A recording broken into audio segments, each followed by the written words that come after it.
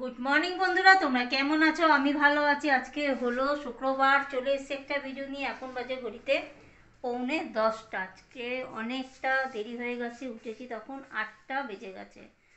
উঠে শুধু ঘরটা ঝাড় দিয়ে লাড্ডুর বন্ধুকে খেতে দিচ্ছি, ছাদে জামা কাপড় দিয়ে এসেছি, পাম্প চালিয়েছি। এখনও বিছানাপত্র কিছু গোছানো হয়নি। আর এখানে টিফিনে নিয়ে নিয়েছি পরোটা করেছি, একটা বিস্কুট আর চা নিয়ে নিয়েছি।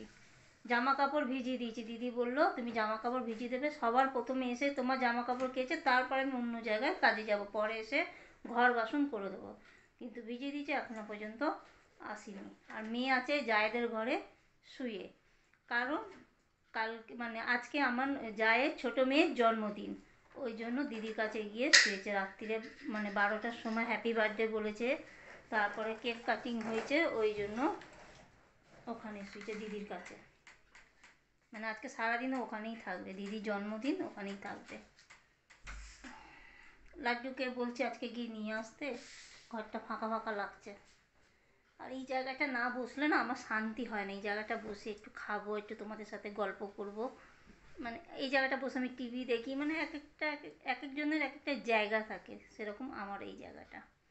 তো চলো টিফিনটা করি। চাটা ঠান্ডা, শীতকালে না চা তাড়াতাড়ি ঠান্ডা হয়ে যায়। কখন উঠবে আমি জানি না। আর মারাত্মক ঠান্ডা পড়েছে, এত ঠান্ডা পড়েছে না যে কি বলবো। আমি না বাঁ হাতে খেতে পারি না, খুব অসুবিধা হয়।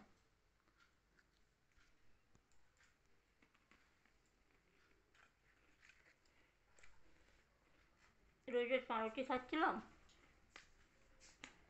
ওই জন্য ভালো মাঝে একটু পরোটা করি। কালকে পরোটা করেছিলাম বর আর মেয়ের জন্য, আমার জন্য করি না, আমি ভাত খেয়েছি। একটু আটা বেঁচে গেছিলো, 5টা পরোটা হয়েছে, আর 2 পিস পাউরুটি সেঁকেছে। যে উনিও খাচ্ছে পরোটা, পাউরুটি, বিস্কুট।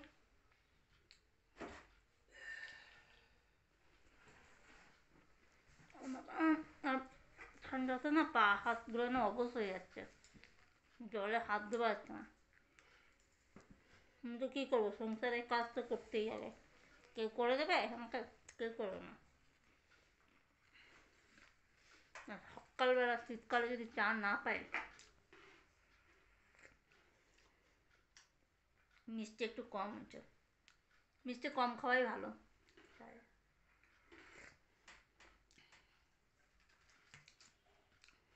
তো চলো টিফিনটা করে নিই, অনেক কাজ আছে। কি রান্না করবো জানি না, বিট গাজর আলু তরকারি করবো জানি, আর কি করবো জানি। জায়ের ছোটো মেয়ে জন্মদিন, তো রাতে বিরিয়ানি বাইরে থেকে কিনে আনা হবে। আমি তো খাবো না, আমি শুক্রবার, সবাই খাবে আমি দেখবো, এরা খাবে আমি দেখবো। টোস্ট বিস্কুট খাচ্ছ বাবা? গুড আফটারনুন বন্ধুরা, এখন বাজে ঘড়িতে 2টা বাজতে 5 মিনিট বাকি। এই সবে দিদি কাজ করে গেল। আমার রান্না তো অনেকক্ষণ আগে হয়ে গেছে, রান্না সেরকম কিছু করিনি। ভাত করেছি, বিট গাজর আলুর তরকারি করেছি, মেয়ের আর বরের জন্য সেদ্ধ ডাল আর পাঁপড় ভাজা করেছি। যেহেতু আজকে শুক্রবার, আমি মুসুর ডাল খাবো না, শুধু এদের জন্যই করেছি। এর এখনও চান হয়নি। গরম জল বসছে, আমার নাইটিটা পায়ে জড়িয়ে বসে আছে, পাগল মহিলা।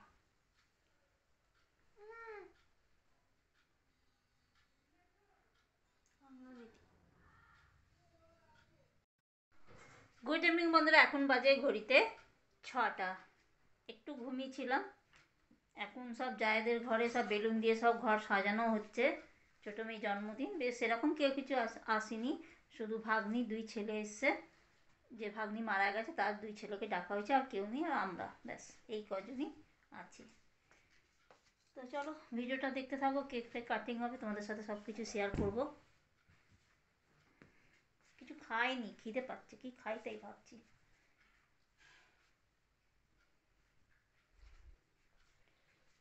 আর আমার মেয়ে না জিনিসপত্র খুব ছড়িয়ে রাখে, দেখো কত সুন্দর সুন্দর গাজর এদিক ওদিক ফেলে রেখেছে, হারিয়ে গেলে কি হবে ভগবান জানে।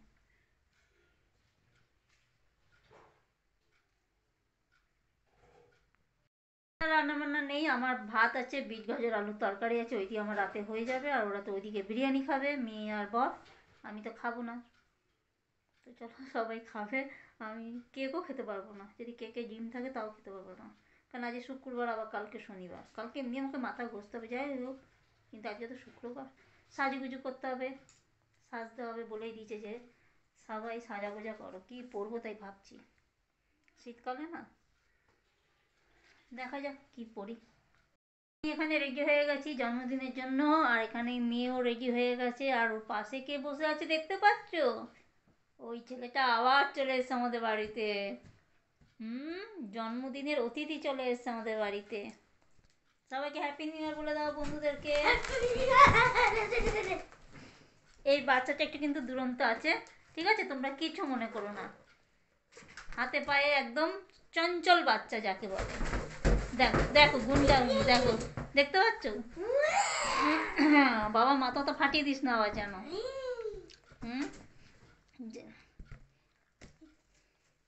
দেখ বদমাসি, আমার মেয়ে যতটা শান্ত ততটা দুরন্ত।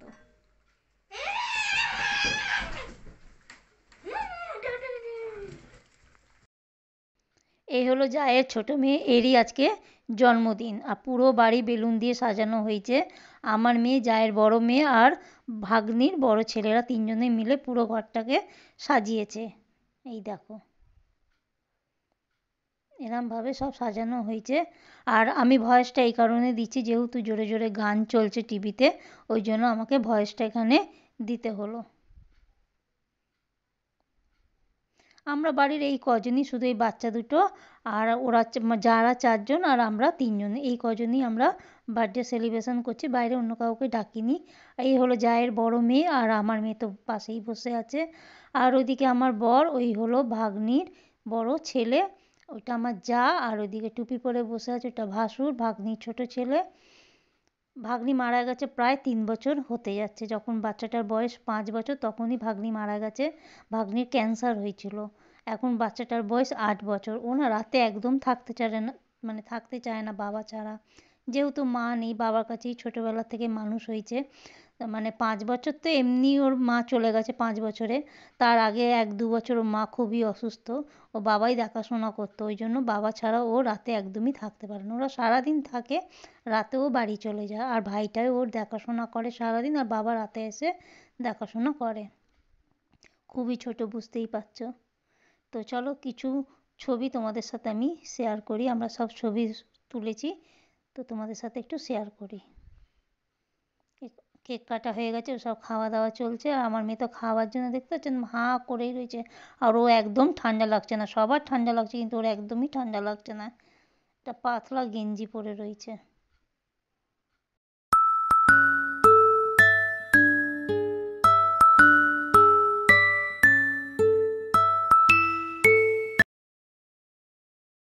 আমার মেয়ে কি স্টাইলে ছবি তুলেছে দেখো বন্ধুরা, আর এদিকে আমরা সবাই মিলে ছবি তুলছি, এদিকে আমার বর আর ভাসুর ওরা দুজনেই চলে গেছে, ওরা আর ছবি তোলেনি।